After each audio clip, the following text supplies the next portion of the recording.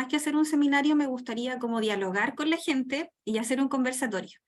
Entonces, claro, yo sé que en el fondo la ficha decía seminario y voy a hacer como un poco la mixtura, bueno, porque me interesa como escucharlos, también a propósito de qué saben del trauma, qué quisieran saber del trauma, qué líneas o en qué mirajes epistemológicos o clínicos trabajan. Entonces, voy a presentarles una diapo, me van a decir, pero ¿cómo una diapo? ¿Cómo tampoco? Pero no se asusten porque esa diapo va a traer un montón de información en relación a poder mirar de cerca el trauma, poder entender qué es la constelación traumática, poder deconstruir también las ideas a veces limitantes que tenemos de psicopatología en torno al trauma complejo, o a veces también esta dificultad que a veces ocurre en términos de que el trauma es lo mismo que el estrés postraumático crónico y nos vamos dando cuenta que no es lo mismo. Entonces voy a compartirles la diapo, no se enojen, porque en verdad no es que no hiciera más, sino que la idea era siempre como poder escucharlos, no que fuera como una audioclase o solo una presentación. Siempre me interesa, cuando son actividades más masivas, también poder conocer un poco sus mirajes. Entiendo que ven la diapo, ¿cierto? ¿Se cargó bien? Sí, sí, cargó. Buenas tardes. Sí, se ve bien. Ya, muy bien. Ya. A ver, yo entiendo de que la convocatoria fue por CESIS, y CESIS tiene este equipo maravilloso que lleva años, ¿cierto? Generando ciencia, generando investigación y aperturando también espacios más humanizados para sostener el dolor a lo largo de toda la trayectoria y el ciclo vital. Es decir, con los niños, con los adolescentes, los adultos. En el fondo también es una invitación hacia la socioplasticidad, ¿no? En humanizar esos procesos de miraje, de investigación y de aporte, ¿no? A los contextos de terapia. Entonces también yo pudiese tener la mínima predictibilidad de que la mayoría de las personas que vinieron a este seminario tienen formaciones más hacia la línea sistémica, ¿no? Y las diversas escuelas o modelos dentro de este gran paraguas de modelos de terapia sistémica. Y la invitación hoy va a ser a también mirarlo desde ahí, pero ir un poco más allá y poder situar el dolor y también la resiliencia desde una mirada más evolutiva y ciertamente desde un lente neuropsicofisiológico. Es decir, no va a ser al inicio una pequeña charla y luego un conversatorio con ustedes, solo desde una mirada meramente psicologicista. Para mí es súper importante, sobre todo cuando uno se acerca a experiencias tan variadas y tan caóticamente dolorosas como el trauma complejo, no mirarlo solo desde un lente psicologicista, pese a que somos psicólogos, porque no nos va a bastar. La verdad, en el trauma complejo, si hay algo que lo define como sí, es que muchas veces, no sé si a ustedes les ha pasado, pero a la mayoría de nosotros que trabajamos ahí, uno se hace la pregunta, bueno, pero ¿por dónde parto? ¿Parto por remitir el síntoma? ¿Parto por activar la medida de protección? ¿Parto por trabajar con el niño? ¿Parto por trabajar con la familia? ¿Bastará solo mi dispositivo como terapeuta o tendré que psicoeducarme respecto de la dieta farmacológica que está en paralelo ofertando el servicio de salud, el psiquiatra, el neurólogo? Muchos de los pacientes con trauma complejo que son adultos, además, tienen comorbilidad con otros procesos de dolor en el cuerpo, en la red extensa, que tienen problemas a la guatita, que tienen problemas óseos, que tienen problemas de dolor crónico, de fibromialgia, lupus, a veces mucho más complejo, cuadros autoinmunes. Es decir, es súper importante para mí, y yo sé que para muchos de los que trabajamos en trauma, poder tener una mirada también como un poco más transdisciplinar, y como les decía hace unos segundos atrás, ojalá más neuropsicofisiológica. A veces esa invitación puede generar un poco de temor, un poco de preocupación, un poco de ansiedad. ¿Por qué? Porque a veces cuando uno invita explícitamente a que miremos de manera más integral, más humanizada de lo que ya lo hacemos, más transdisciplinar, inevitablemente estamos como invitados a hacer 3 veces más de lo que ya hacemos. Es decir, no me va a bastar solo con entender, por ejemplo, cuál es el trabajo de un estabilizador del ánimo, de un antidepresivo, de un ansiolítico, para acompañar el proceso de psicoterapia. De pronto también voy a tener que entender, aunque sea un poco, del sistema neuroendocrino y entender, por ejemplo, cómo la desregulación de la tiroide hacia la hipo, a la hipertiroidismo, correlaciona directamente con cuadros ansioso-depresivos, y como por ejemplo en alguien que tiene trauma complejo, que ha vivido la mayor parte del tiempo en un ambiente de cuidado más hacia la iatrogenia, más hacia el caos y el dolor, eso también interfiere, ¿no? Y para mí como terapeuta, pudiese ser terapeuta psicólogo, digamos, pudiese ser súper importante entender eso para poder saber en qué momento de la terapia hacer X o Y perturbación clínica, saber cómo preguntar, cómo inducir o favorecer, por ejemplo, procesos de insight en el momento necesario y respetuoso respecto de la dieta farmacológica. Es decir, probablemente ustedes saben, igual que yo, de que cuando un paciente nunca ha tomado, por ejemplo, psicotrópicos y está recién, por la complejidad de su cuadro, lleva 2 semanas tomando psicotrópicos, antidepresivos y ansiolíticos, no solo su cuerpo va a estar neuromodulándose para poder asimilar, ¿cierto? Y bien utilizar esa estimulación farmacológica, sino que también sus procesos neocorticales cerebrales también van a estar en un proceso específico de ajuste. Y por ejemplo, cosas tan concretas como su cerebro reptil, su cerebro límbico, van a estar sobretrabajando en relación a la neocorteza, ¿no? Entonces, si yo tengo un paciente que nunca ha tomado, por ejemplo, psicotrópicos, que está muy florido clínicamente, y que además en el fondo lleva muy pocos días con esa dieta farmacológica, apurar procesos de darse cuenta, de insight, hacer preguntas circulares, ayudarlo a que tome perspectiva, ayudarlo a que incluso visualice excepciones vinculares o, por ejemplo, búsqueda de soluciones, pudiese ser una tarea titánica para el consultante y también para nosotros en la experiencia de trauma complejo.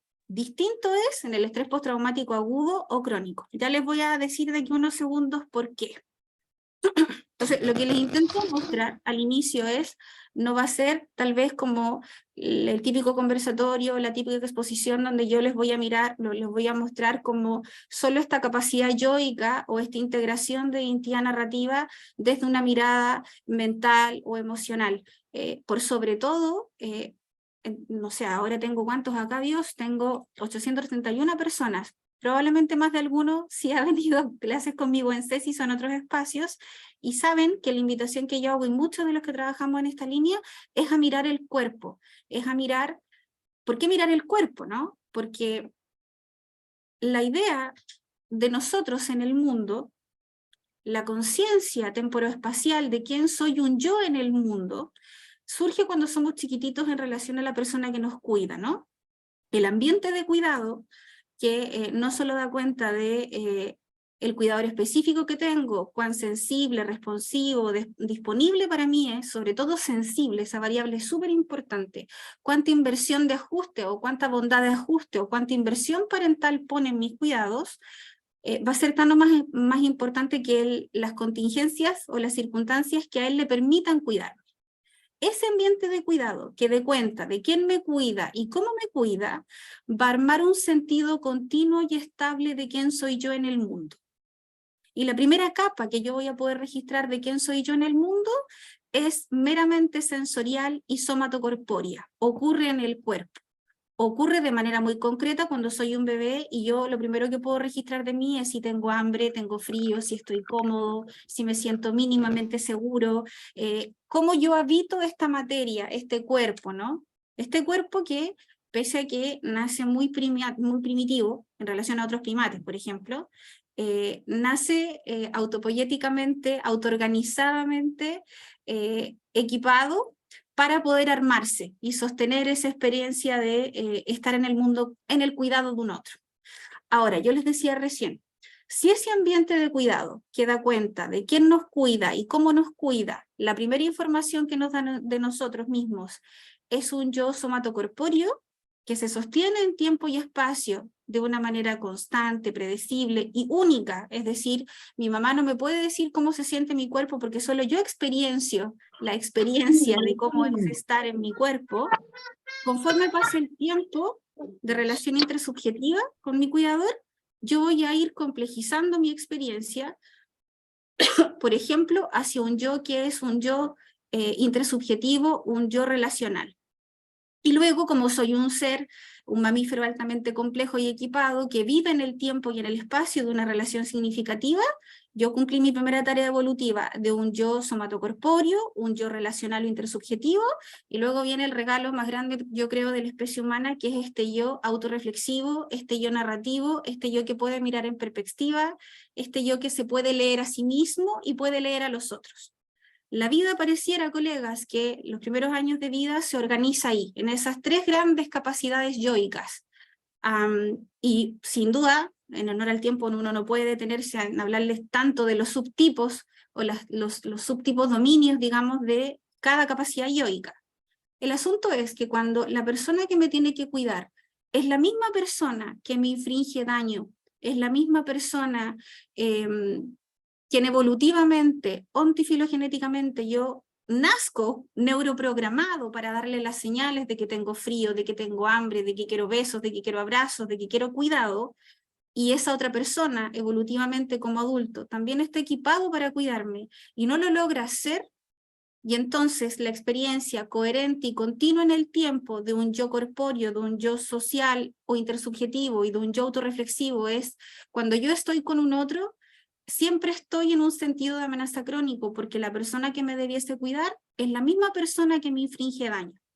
Yo la única predictibilidad que puedo tener de mí, de los otros y del mundo, siendo chiquitito, y chiquitito, estoy diciendo lactantes, no chiquititos de 6 o 7 años, es que yo he aprendido en esta trayectoria relacional, vincular, de que no me puedo acercar ni confiar en mi cuidador inmediato porque lo amo, lo quiero, estoy ontofilogenéticamente programado, pulso para conectar con él, pero esta persona, este adulto, viene también de tanto caos, de tanto trauma transgeneracional, que es la misma persona que me infringe daño.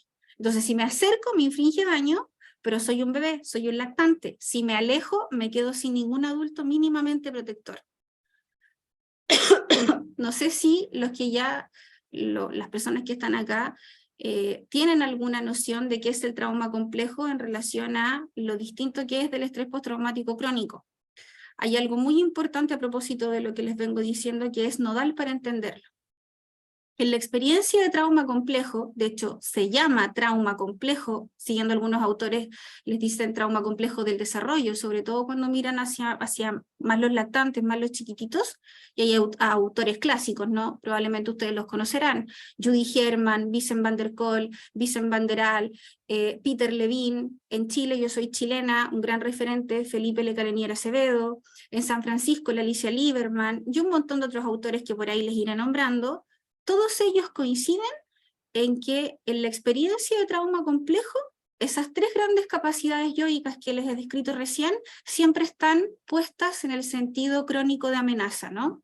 La persona que me debiese cuidar es la persona que me genera esta constante sensación de lo único predecible es el caos, lo único predecible es la impredictibilidad, lo único predecible es que no puedo confiar en ti, en mí y en los otros.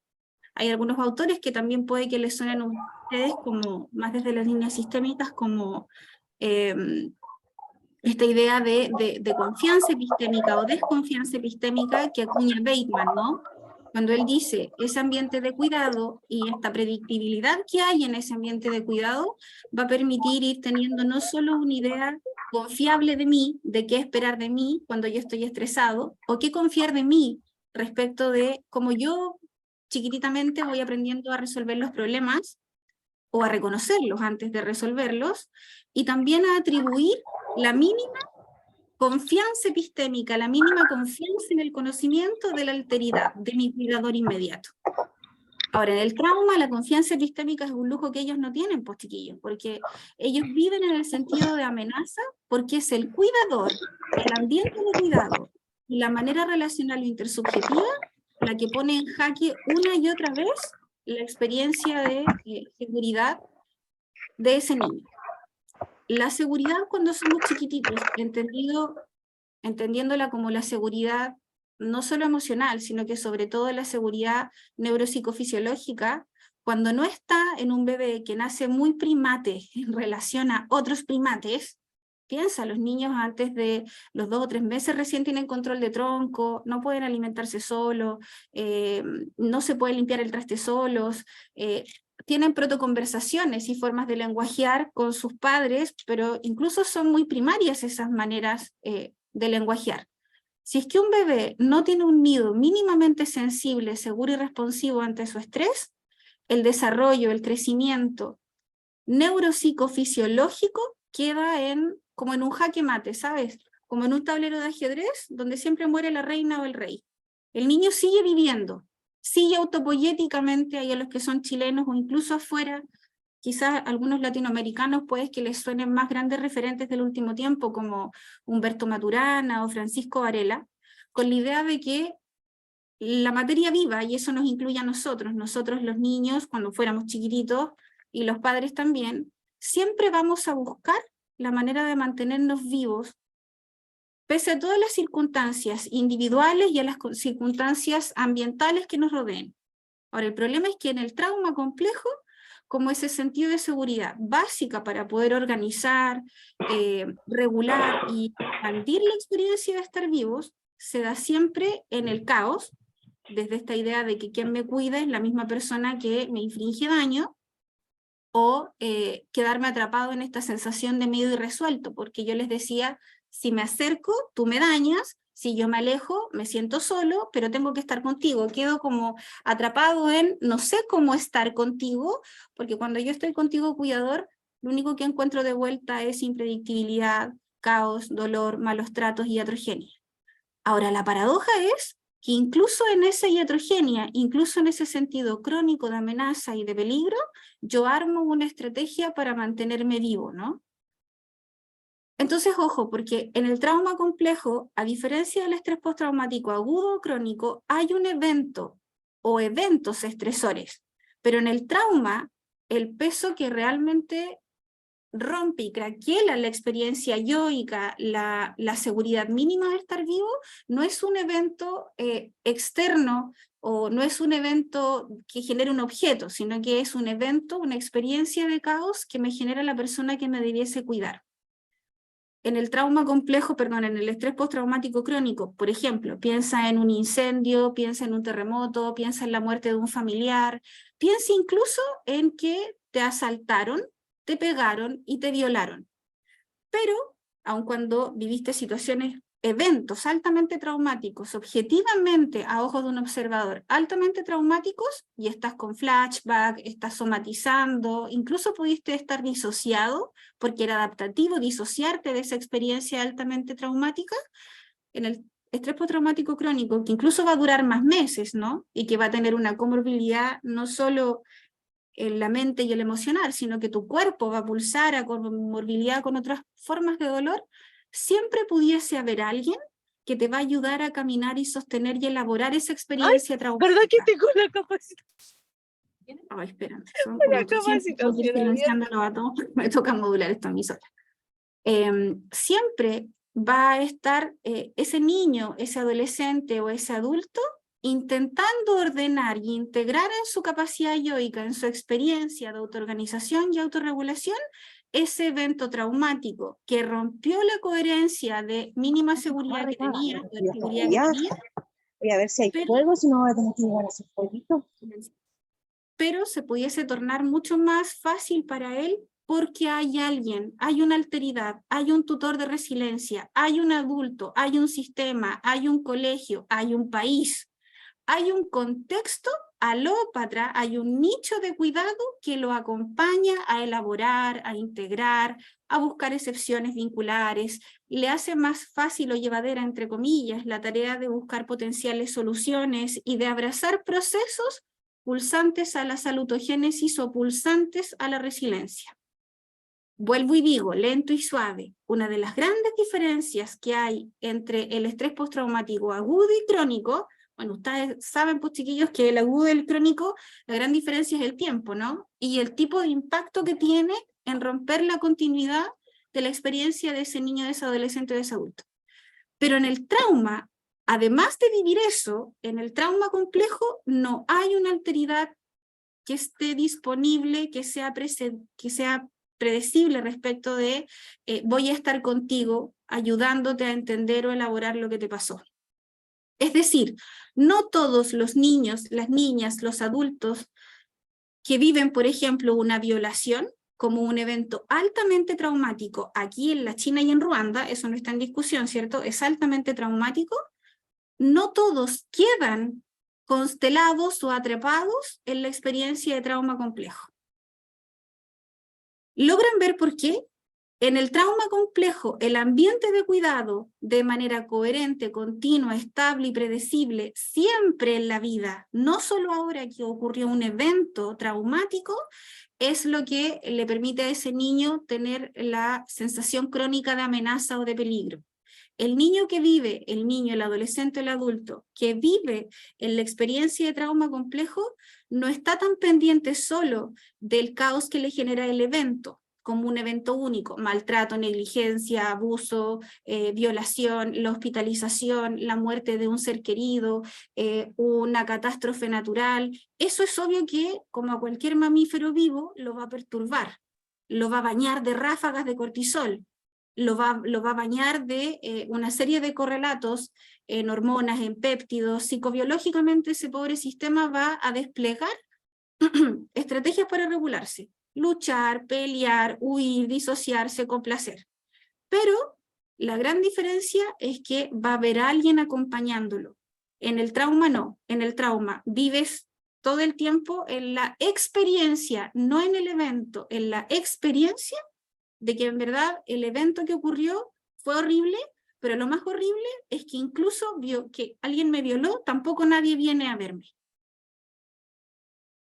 Me hicieron bullying, me cortaron el pelo, me pegaron, tuve que ir al servicio médico legal a constatar lesiones, pero incluso así, incluso con un evento traumático súper explícito y grande, una vez más mi ambiente de cuidado no estuvo disponible para mí. Por eso es que algunos autores como los que yo les nombraba, ¿cierto? Muy conocidos, clásicos, Judy Herman, Van der Kolk, Van der Al, Alicia Lieberman, Peter Levine, les nombré a Felipe Le Calenier de acá de Chile, incluso algunas autoras clásicas en resiliencia en Latinoamérica como la María Angélica Cotiarengo, o la Ana Flores, o Barudi, que les puede resultar mucho más transversal a todos, siempre dicen, en el trauma complejo, el trauma no ocurre en el evento, ocurre en el espacio de apego, ocurre en el espacio intersubjetivo, ocurre en el ambiente de cuidado. Hay algunos autores, a propósito de esta invitación más transdisciplinar, como Peter Levine, que dice, en el trauma complejo, vemos que el trauma no está en el evento, el trauma está en el sistema nervioso. Cuando un niño vive en un nido o en un ambiente de cuidado, que lo único que le informa es caos, iatrogenia, no disponibilidad, pero ojo, el ambiente de cuidado no solo primario, el ambiente de cuidado, el nicho ecológico más grande, como los macrosistemas que lo rodean, le informan una y otra vez que los adultos tienen miradas adultos centradas, que los adultos por sus trayectorias de trauma transgeneracional, ahí siempre sugiero que lean a Liotti con el trauma transgeneracional, en el fondo esos niños saben de que hay adultos que viven con ellos, hay adultos que los miran, pero hay adultos que en vez de ofertarles cuidado, los ven de manera objetal. Muchas veces no solo los erotizan, es que los invisibilizan, no existen en la conciencia del mundo de los adultos. Entonces, lo que a ellos les permite mantenerse vivos en ese caos, muchas veces es tener la certeza absoluta de que ellos no pueden confiar en sí mismos, no pueden confiar en los otros y no pueden confiar en el mundo. Confiar es un lujo que alguien que vive en el trauma complejo no se puede dar. Y eso es súper importante, no se puede dar tan rápido ya, porque tampoco la idea es que digan, pero ¿y entonces no tiene solución? Sí, pues sí tiene solución. Pero tiene solución en el tiempo, y en el tiempo, en harto tiempo, no en poco tiempo. A veces en sociedades como las chilenas, yo sé que aquí también hay de otros países, no solo de Latinoamérica, entiendo que hay gente también de Europa metida acá, y qué bueno que vinieron, muy bien, bienvenidos y bienvenidas sean. A veces, desde las sociedades adultos centradas, puestas en la remisión del síntoma, puestas incluso en apurar procesos de resiliencia, a los psicólogos, independiente del modelo desde el cual estemos mirando epistemológica y clínicamente, incluso fenomenológicamente el dolor, a veces se nos olvida de que la variable tiempo no la podemos controlar nosotros. El tiempo neuropsicofisiológico de quien experiencia el dolor es de su expertise, no es de nosotros. Nosotros somos perturbadores estratégicos que vamos a acompañar y que lo ideal es que deconstruyamos en ellos ese sentido de desconfianza epistémica. Ahora, insisto, independiente del modelo desde el que estemos mirando, muchas veces vamos a entender al consultante desde manuales diagnósticos, desde dispositivos terapéuticos paso 1, paso 2, paso 3, desde solo una mirada psicologicista sin tener en mente la mente de la persona que sufre. Y ojo, la mente no como un proceso yoico meramente reflexivo. Por eso era que les decía que ese yo continuo, coherente y único, ontifilogenéticamente único en esa experiencia de ser y estar vivo, tiene tres grandes capas: un yo somático, un yo relacional y un yo racional, o un yo autobiográfico. Como a veces a los psicólogos se nos olvida eso por nuestras formaciones o estas miradas meramente psicologicistas, pensamos de que en el trauma complejo, donde acuérdense, lo complejo no es el evento, sino que es la experiencia de estar en el sentido crónico de peligro, se nos olvida de que ellos arman un sentido continuo y estable, un sentido predecible de cómo es ser ellos a lo largo del tiempo. Ellos no vivieron un evento traumático, ellos viven en la experiencia de trauma. Y como viven en la experiencia de trauma, no puedo pretender que, independiente del modelo que yo utilice, con un número acotado de sesiones, con una técnica rígida, con una idea fenomenológica de manual, criterial, para poder entender el dolor de ese niño, de ese adolescente, de ese adulto, yo solo por eso puedo apurar los procesos de elaboración de dolor. Piénsenlo así, yo siempre lo comento así en las charlas o seminarios o en los cursos que doy. Ustedes sabrán igual que yo que la ingesta de un psicotrópicos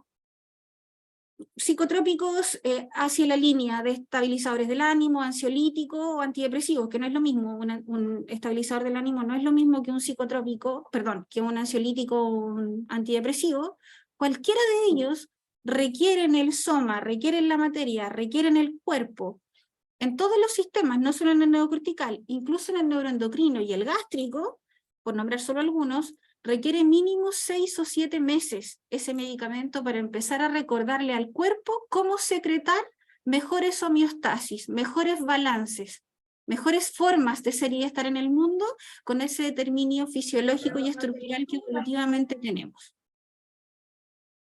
Requiere mínimo 6 meses. Ahora, antes de eso, obviamente la pastilla hará su efecto, pero para que uno vea el efecto real de ese medicamento se requiere harto tiempo.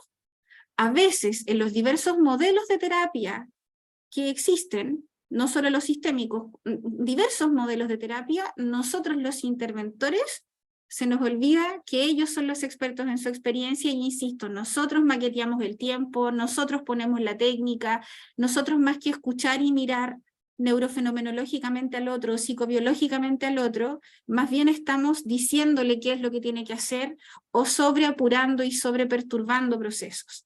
A veces se nos olvida de que todo lo que ese niño, adolescente o adulto haga para poder hacer más tolerable su experiencia de dolor y de sentido crónico de amenaza, por mucho que a tus ojos o a mis ojos como interventor pareciera algo psicopatológico o bizarro, paradojalmente es lo único que a él o a ella le permite hacer tolerable la experiencia, aminorar ese desborde, ese caos interno que tiene, y paradojalmente, fíjate que en esta naturaleza intersubjetiva y mamífera de conexión, poder activar mínimamente los cuidados de los cuidadores más próximos.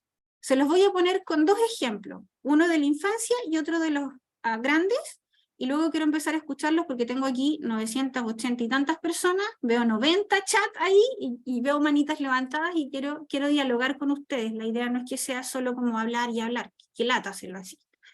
Piense, por ejemplo, en un pequeño de 5 años que ha vivido institucionalizado en un hogar De sus 5 años de vida, 2 y medio. Vivía en una familia de origen altamente problemática, altamente dolorosa, disfuncional. Espérame, voy a silenciar. Aquí es donde hace falta un moderador. Bueno. Nació en una familia de origen altamente problemática, no porque esa familia no fuera competente o porque fueran adultos malos, sino que esos adultos venían de cuidados, venían de traumas complejos, transgeneracionales, no resueltos, o ni siquiera de traumas complejos, venían de historias, de trayectorias de mucho dolor invisibilizado y no acunados. Entonces estos adultos, cuando nació este pequeño, hicieron lo mejor que podían, pero ciertamente más que equiparlo, lo deshabilitaron en términos de ese principio básico de seguridad. Así que el niño fue visto por los órganos garantes de derecho, se activaron medidas de protección y sacaron a ese pequeño de su familia de origen y lo pusieron en una residencia. Las residencias, al menos acá en Chile, lo que buscan es eso, es hacer garante los derechos y los deberes, pero en particular los derechos de los niños, y no solo permitirles que estén vivos, sino que vivan bien, dentro de las mínimas variables que el sistema puede controlar. El problema es que cuando los niños llegan a un hogar, hay alta rotación de cuidadores, hay mucha impredictibilidad, no solo respecto de quién te cuida y cómo te cuida, sino que también cambios ambientales. Hay muchos niños en las residencias. Ustedes saben tanto más que yo que una residencia no es precisamente un contexto natural de desarrollo y crecimiento para nadie, es menos para un niño. El niño entonces nace, llega a la residencia a los meses antes del año y finalmente es adoptado, gracias a las serendipias de la vida, cerca de los 3 años. Me dirán, Loreto, qué bueno que lo adoptaron antes de los 5. Se fue chiquitito, probablemente si luego lo adopta su familia adoptiva, probablemente este pequeño se va a ver olvidado de lo que vivió tempranamente porque lo adoptaron pronto. Desde el mundo adulto centrado, claro que pudiésemos pensar eso. Desde la complejidad neuropsicofisiológica de un niño, ustedes saben tanto más que yo, que la temprana infancia, y temprana infancia no es a los 6, temprana infancia es a los 2 años y medio, 3 o máximo 4, es vital para marcar la trayectoria de los niños. El que ese pequeño niño haya estado, mira, 6 meses, sabemos hoy día que 6 meses pueden girar, o más que girar, afectar el principio básico de seguridad de un niño, y ese niño estuvo 2 años en la residencia, con rotación de cuidadores, con no estabilidad, con no disponibilidad de tiempo, con cambios ambientales, con procesos incluso terapéuticos a veces muy adultocentrados que el niño no necesitaba en ese momento, aun cuando sea adoptado a temprana edad, ese niño en la carne, en la materia, neuropsicofisiológicamente registró el caos, registró el dolor, registró ráfagas de cortisol. Y ese cortisol permitió que su cerebro, no solo reptil, incluso su cerebro límbico, su hipocampo, sus amígdalas, su corteza cingulada anterior, el desarrollo incipiente, porque es chiquitito, es cachorro de un neocórtex, esté viviendo en modo sobrevivencia, en modo caos, en modo no puedo confiar en el mundo. Llega la familia adoptiva y lo adopta. Y la familia adoptiva, oye, es Dios en la tierra. Lo cuida, lo mima, lo anticipa, son sensibles, lo mentalizan, lo regulan, lo equipan, pero este pequeño aprendió, antes de llegar a esta familia, de que él, para ser visto en un mar de niños en la residencia, porque ustedes saben que en las residencias no hay 5 niños, hay muchos niños, este chiquillo aprendió, este pequeño aprendió que cada vez que a él le pasaba algo malo, él tenía que llorar, llorar, llorar y pegarse a sí mismo. Pero no un llanto como la mayor parte de nuestros cachorros tienen, sino que un llanto desgarrador. Y donde además él hacía rocking, se pegaba a sí mismo, le pegaba a los otros. A ojos de un observador adulto centrado diría, oye, este niño es negativista desafiante, no se logra adecuar, no tiene conciencia de riesgo, no respeta las normas. Los más extremos hasta dirían, es un niño que pudiese tener a la larga déficit atencional con hiperactividad y por eso se mueve tanto y es súper disruptivo. Puras miradas adultocentradas. Porque si uno fuera a entender la experiencia de ese niño aprendió a golpearse, incluso a tener estrategias extremas de regulación como el rocking, autolesiones, pegarle a los otros, porque era la única manera de poder regular el vacío existencial, experiencial, en el soma, en el emocional y en su red mental, siendo súper chiquitito.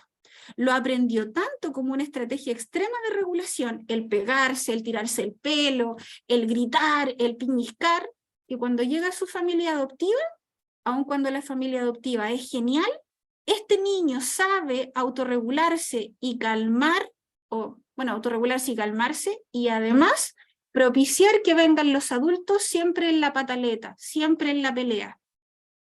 Entonces llega la familia adoptiva, y en la familia adoptiva lo aman y lo quieren un montón, pero cada vez que este niño registra el mínimo estresor, sea real o percibido en él o en el ambiente, ¡pah!, despierta la pataleta. No porque sea un niño pataletero, ni manipulador, ni está en Los Terribles 2. Es que él está haciendo la manera que conoce neuropsicofisiológicamente de calmarse y de activar el cuidado. Porque él aprendió que cuando estaba en la residencia, cada vez que había algo que lo sacara de su mínima zona de seguridad, si es que alguna vez la conoció, solo siendo súper extremo en la pataleta, él se calmaba, pero aunque suene repetitiva y majadera, mientras más extrema era la pataleta, más rápido venía un adulto. El problema es que muchas veces los adultos venían a retarlo, a constreñirlo, a darle una pastilla, a encerrarlo en la pieza oscura, a confirmarle una y otra vez el sentido de amenaza crónica cuando estaba con un otro. Como el niño conoce esa manera de ser y de estar en el mundo, esa manera, esa forma de regularse, esa estrategia extrema de regulación, que no necesariamente es psicopatológica porque para él es adaptativa, es lo único que le permite estar mejor, es la misma que lleva a la familia adoptiva. Si en la intervención, tú y yo como interventores, estamos con nuestro manual de DSM o el CIE-11 ya, o el manual diagnóstico que quieras, y estamos viendo la terapia o queremos acompañar el proceso psicoterapéutico de una manera psicopatologizante, y por ejemplo, puestos en la remisión conductual y ayudarle a este niño a que se porte bien, a que no llore, a que gestione su emoción y que sea un niño de 5 años casi como si tuviera 15, súper elaborado, lo único que voy a hacer es maximizar aún más esa estrategia extrema de regulación. ¿Cómo va la patita? Ojo con lo que dije, estrategia extrema de regulación. Estrategia extrema de regulación adaptativa, autopoyética. El niño está haciendo lo que mejor puede con las pocas herramientas que tiene y que le ha dado el medio. ¿Qué hacemos a veces nosotros los psicoterapeutas sin darnos cuenta? Tiene que portarse bien, hay que remitir el síntoma, hay que hacer que este niño valore que lo adoptaron, ¿me entiende? Es como ir a universos luz de lo que el niño neuropsicofisiológicamente en ese tiempo necesita, y en ese tiempo él puede hacer y puede dar. Ponlo ahora en un paciente adulto. Este va a ser el último ejemplo y prometo que sí o sí lo escucho, ¿vale? 1 hora es poco, chiquillos, y yo después tengo que ponerme a hacer clase en otro espacio. Si no, feliz me quedaría 3 horas aquí con ustedes, pero no puedo. Piénsalo en un adolescente que tiene 17 años, que no ha estado en una residencia y que no viene de una familia con bajo capital cultural, que viene de una familia que tiene recursos económicos, fue un buen colegio, fue un niño que de pronto no le faltaron grandes cosas en la vida, es decir, ambientalmente estaba bastante equipado, pero socioemocional y vincular o intersubjetivamente siempre fue un chico que estuvo solo. Y no porque papá y mamá fueran malos, sino que porque papá y mamá tal vez venían de trayectorias donde el mundo era muy internalizante y racionalizador y muy puesto en la satisfacción de necesidades más materiales. Entonces este chiquillo aprendió a sentirse toda la vida coherente, estable y continua, predeciblemente, aprendió a armar estas capacidades yoicas de las que yo les hablaba al inicio, desde un sentido de vacío y de soledad absoluta. Entonces, clínicamente, lo que menos vamos a ver, o lo que es obvio que vamos a ver, dicho de otra manera, es un cuadro ansioso depresivo. Pero como es adolescente, y este chiquillo además neuroendocrínicamente, mamíferamente, va a salir a explorar y buscar maneras de autorregularse de manera más extrema, tal vez ya no va a ser la pataleta que hacía mi guatón chico a los 5 o 6 años, o el niño, perdona. No, pues ahora sí adolescente va a buscar tal vez cosas más extremas para hacer sostenible la experiencia de vacío. Por ejemplo, el consumo de alcohol y de drogas. Y me van a decir, Lore, o Loreto, ya hay que hacer eso entonces, terapéuticamente hay que remitir esta conducta extrema, hay que hacer de que él deje de drogarse o de alcoholizarse. Si yo, antes de entender a ver, si yo primero remito el síntoma sin entender la complejidad neuropsicofisiológica y vincular de esa estrategia, pudiese que me cueste la vida entender que cada vez que este chico algo lo gatilla, cada vez que algo lo angustia, y la única manera de que él tiene para calmarse sea el alcohol y las drogas, pero ¿por qué no está buscando la droga o el alcohol? Él está buscando la estrategia de disociarse, de desconectarse, porque ustedes saben, ¿no? El tipo de alcohol que fuera o la droga que fuera, sea más excitatoria o inhibitoria, lo que hace es disociar el sistema, lo desconecta, lo saca de esta realidad presente donde hacer consciente el vacío existencial es intolerable. Entonces, si yo voy y saco y remito la conducta sin habilitar autopoyéticamente otras estrategias o de construir la predictibilidad traumática de la que él viene y ayudarlo en el tiempo que él requiere, no en el número de sesiones que yo mi modelo pauteé, o no con la estrategia o la técnica que yo pauteé, sino que caminando en una nueva confianza epistémica con él, mi paciente, si es complaciente, va a dejar de beber alcohol y droga, pero antes del mes va a estar haciendo cosas más extremas. Es decir, todo lo que el niño, el adolescente y los adultos hagan, por muy psicopatológico que a ojos de los observadores nos parezca, y observadores no solo psicólogos, pediatras, abogados, doctores, nosotros los interventores, cada vez que psicopatologizamos las conductas sin entender las trayectorias y la predictibilidad en la salutogénesis y los buenos tratos o los ambientes mínimamente saludables para armar el sentido de vida, o al revés, sin entender la iatrogenia que transgeneracionalmente está ahí, no porque los padres sean malos, sino que porque es la manera que tienen de ser y estar en el mundo, si seguimos sin entenderlo y solo remitir síntomas, bueno, difícilmente vamos a ayudar a la gente como la gente lo necesita, y de paso vamos a poder entender por qué nuestros pacientes, si ustedes y yo trabajamos en diversos programas, porque es que esos pacientes siempre están dando vuelta en los programas y pareciera que nunca logran resolver lo que tienen que resolver.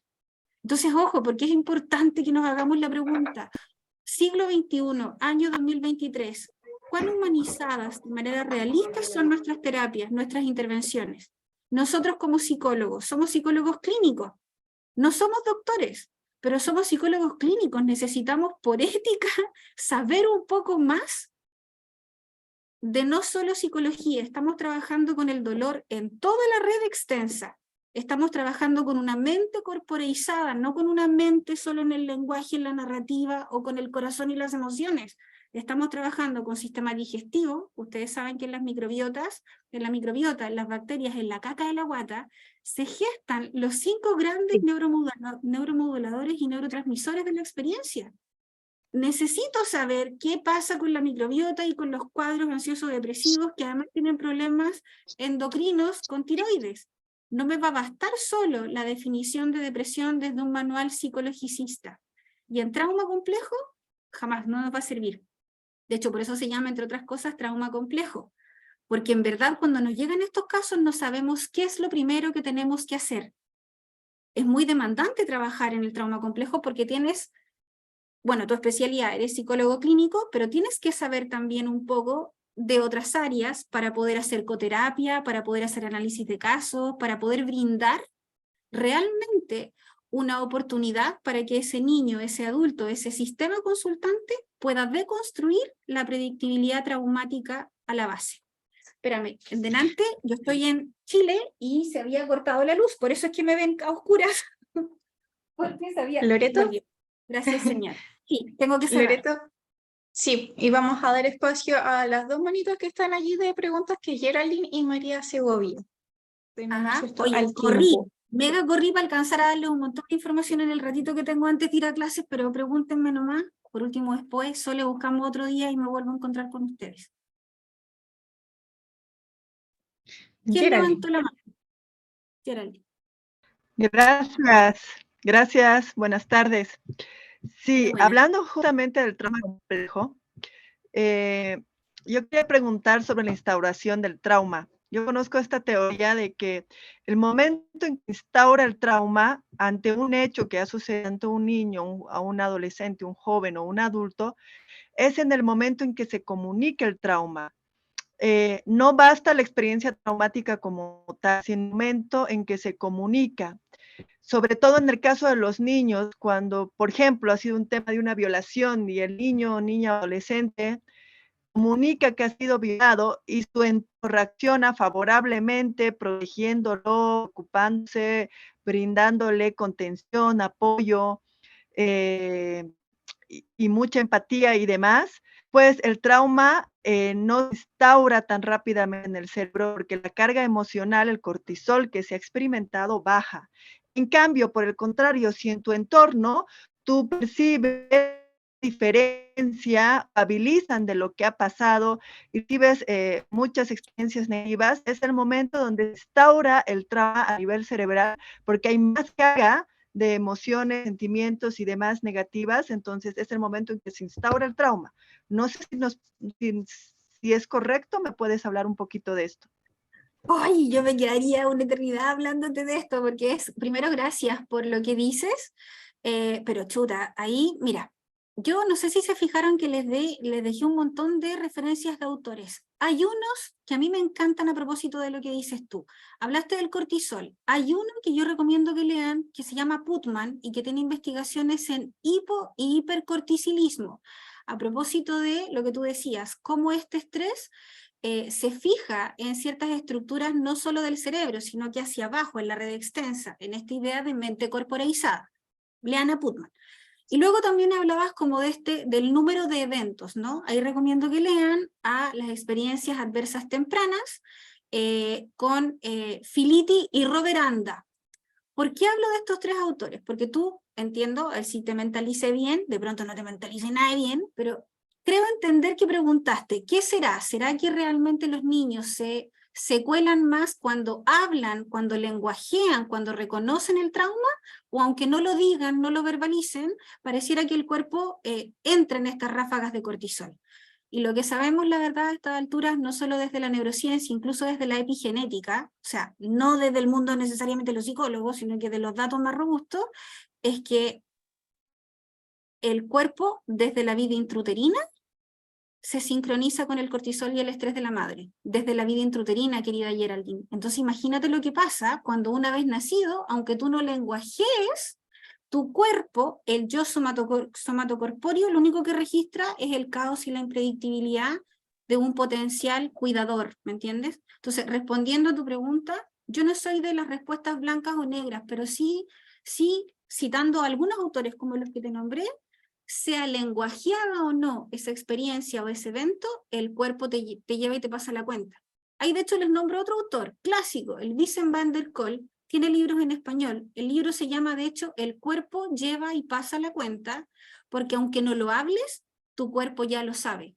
También les hablé de Peter Levine, acuérdense, el trauma no está en el evento, el trauma está en el sistema nervioso, desde la vida intrauterina hasta la tumba, si es que no, en el fondo no me acunan, ¿no? Ahora, tú dijiste algo genial también, hablaste de qué pasa cuando los padres acompañan. Cuando los padres acompañan o hay un tutor de resiliencia que acompaña a elaborar, a entender, a sostener, ciertamente, como somos seres neuroplásticos y autopoyéticos, ese estrés puede deconstruirse. Pero ojo, no es rápido, porque a veces el estrés es tan alto que genera podas sinápticas, mueren neuronas, por ejemplo, de la amígdala, las amígdalas cerebrales, y en particular lo que más muestra la neurociencia es que mueren neuronas de los hipocampos. Por eso es que a veces, acuérdense, los hipocampos cerebrales es donde se fijan las memorias episódicas, las memorias socioemocionales. Por eso muchas veces para los niños o las niñas o incluso los grandes es tan difícil hablar de lo que les pasó y tienen como disociaciones o amnesias lacunares porque no lo recuerdan. Pero no lo recuerdan, pues chiquillos míos, porque es adaptativo no recordar, ¿me entiendes? Entonces me parece genial tu pregunta, Geraldine. Si tuviéramos más tiempo podríamos hablar un mundo de qué pasa cuando te hipercortilizas, qué pasa cuando hay poda en la amígdala o en el hipocampo, qué pasa con la ínsula que está un poquito más arriba, a propósito de cómo el cuerpo también se disocia ventromedialmente. Es decir, el trauma se va a quedar en el cuerpo, Gerald, independiente que lo lenguajeemos o no. El lenguajear va a ayudar a minorar, a abrazar nuevos procesos de neurogénesis, si lo pusiéramos así, o elaborar. No sé si respondo o te Vamos dije con peor. Vamos con la segunda, María Elizabeth, que también tenía de hace rato su manito, y terminaríamos con esa pregunta. Chuta, ya, María Elizabeth. Ya, hola, hola, buenas tardes. Mira, una consulta, la verdad es que yo no quiero que sea polémica de lo que yo voy a preguntar. ¿Qué es lo No que está está pasando? ¿Qué es lo que pasa? ¿O qué es lo que les va a suceder a los niños lo que sucedió en Talcahuano?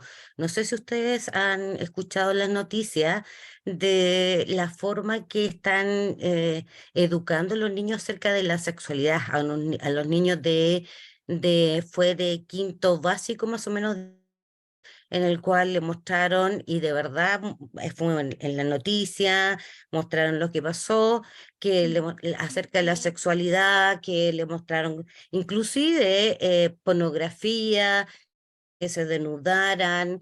¿Qué pasa con ese trauma? Porque en una de las noticias que para mí fue impactante, que un niñito que se llamaba Carlitos tiritaba de una forma espantosa. Entonces, ¿cómo incluso era un colegio que era súper vulnerable, que los niños no tenían a buenos cuidadores?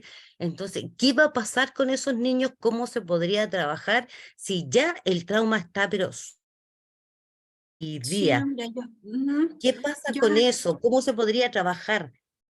Porque de sí, sí, verdad sí. una colega a mí me preguntó y yo le dije, mira, si estás reciente y no tienes un cuidador presente, ¿cómo podríamos trabajarlo? Y esa es la consulta que yo quiero hacer porque no puedo equivocarme a dar una respuesta. No sé qué Sí, me porque dices frente a eso. siempre cuando uno va a opinar del dolor de un otro, por eso les hablaba incluso de la neurofenomenología y de en verdad que entendemos por humanizar, es tomarle también el peso a la responsabilidad ética por lo bajo de nuestras respuestas o nuestros juicios de valor, en el área que fuera. Tú pusiste como un tema súper sensible porque yo creo que eso responde a hartas cosas. Primero, independiente de quién hizo la capacitación, a quién fue y dónde fue, cuando uno se acerca a los niños, muchas veces el lenguajear hacia los niños, más que estar puestos en la etapa del desarrollo del niño, lo que el niño necesita, cómo el niño lo necesita, están más puestos en miradas adultos centradas, en cumplir metas, en no sé, desde el mundo adulto centrado. Ahora, sí, pues convengamos de que más allá de lo que pasó con este chico que tú dices o otros niños, primero yo creo que hablar de la vida, de la sexualidad, o algunos diríamos de la vida afectiva y sexual, debiese ser un derecho que los niños tengan. Aquí quizás yo me estoy mojando el potito y yo estoy diciendo cosas que pudiesen herir susceptibilidades a muchos. Yo creo que es importante hablar con los niños de la vida, y la vida implica el emocionar, la vida implica el relacionarse con la corporeidad propia y la corporeidad de otros. Pero es distinto hablar explícitamente de coito con un niño de 2 años o del jardín, a tal vez dar información más específica a un niño que en verdad está preparado o puede incluso participar de una manera más activa en esa discusión o en esa conversación. Ahora, tú decías, ¿qué pasa con esos niños? Y alguien en el chat escribía, y me encanta que estén escribiendo lo que están escribiendo, decía, es que en verdad, más allá del evento, lo que va a marcar o no la trayectoria de esos niños es cómo, por ejemplo, en sus casas reformulan o abren espacios para hablar de esto que pasó en el colegio, cómo los adultos a veces pueden proyectar sus miedos de adultos en los juicios de valor que tengan los niños. Si, por ejemplo, hubo un niño dentro de ese grupo de sala, habían niños que lamentablemente habían vivido situaciones de vulneraciones de derecho en la línea corpórea, los habían abusado o los habían violado, y por ejemplo, con ese taller algunos se activaron, el taller fue un gatillador de caos, de dolor. Si esos niños en el mismo colegio o en sus casas tienen algún adulto que los ayude a hablar, no del taller en la sala, sino de qué les pasó a ellos, a esos niños en el taller, no necesariamente van a entrar en una experiencia de trauma complejo, porque acuérdense que yo les decía al inicio, lo que hace la diferencia a propósito de estrés postraumático, agudo, crónico y trauma, es que hay una alteridad significativa, hay un adulto que me ayuda a entender lo que pasó. Si en esa misma sala habían niños que vivieron situaciones extremas y vulneración de derechos, llegan a su casa y nadie habla con ellos, o más que hablarles, les llegan nuevamente discursos punitivos desde los mundos adultos centrados, o mundos mega permisivos, indiscriminados y intrusivos con información que los niños no están preparados para entender o elaborar, y eso es una constante en la vida de ellos, claro que puede ser otra forma de experienciarse en, estoy rodeado de adultos, pero estos adultos no me están mirando, me puse hasta a somatizar, tengo pesadilla, los casos más extremos pudiesen hacer hasta enuresis, y los adultos siguen hablando de la pelea de los adultos, si había o no había que hablar de esto, pero nadie en el fondo está sosteniendo mi caos, ni mi dolor o mi confusión. Ahora insisto, yo Bien, creo que es importante que los niños sí tengan información de su mundo, de la complejidad del vivir, ¿me entiendes? O sea, piensa que cuántas violaciones ocurren, o más que violaciones, cuántas relaciones de pololeo violentas ocurren, porque los chicos y las chicas se enteran de siglo XXI, año 2023, que es la regla cuando les llegó la regla. O en los colegios hablan de esta educación sexual solo con anticonceptivos, ¿no? O este miedo del embarazo adolescente, hoy con la ley de las tres causales, te educan un poco en esa línea, pero no existe una mirada más integral o más compleja. Sí, Sole, me callo, son las 6. Sí, ambos tenemos cosas que hacer, ¿cierto? A las 6 tienes que ir a dar otro, Sí. otro curso, ¿cierto? Por allí. Avisarle, ¿cierto? Muchas gracias por esta presentación, ¿cierto? Sabemos que tienes muchos conocimientos, ¿cierto? Que entregar, estrategias también de intervención. Muchas gracias a los que se quedaron. Como pueden ver, ¿cierto? En la imagen, Loreto este viernes nos va a acompañar en un curso, ¿cierto? De intervenciones en trauma complejo. Quedaron muchas preguntas allí pendientes en el chat, así que en los cursos, ¿cierto? Van a poder, ¿cierto? Loreto explayarse y, ¿cierto? Tener mayor interacción con ella en torno a la temática. Así que los invitamos Oye, a última visitar cosita nuestra muy página, chiquitita, inscribirse. Sí, Sol, que parece que también tú les respondías a ellos pedían la lista de autores. Yo me comprometo, porque hoy día en verdad estamos todos corriendo en el tiempo, yo estoy hablando más rápido de lo que siempre hablo, para alcanzar a hacer lo que tengo que hacer, les voy a hacer llegar la lista con la Sol, ¿vale? Para que luego ella ok. después Sí. se expandan ahí y averigüen y lean. Me comprometo a eso. Ujú. Y finalmente, sobre el certificado, mañana tipo 2, 3 de la tarde más o menos van a recibir un correo, ya donde va a toda esta información, ¿cierto? Y el link de descarga para su certificado. Bueno, así que muchas gracias, que tengan una bonita tarde. Para los que vayan viajando, estén prontos, cuidado, ¿cierto? En el regreso. Así que nos vemos en otro seminario. Nos Un vemos. beso, Sol, Chao. un beso a todos y a todas. Gracias. Cuídense. Gracias. Chau, chau. Chao, Muchas gracias. gracias.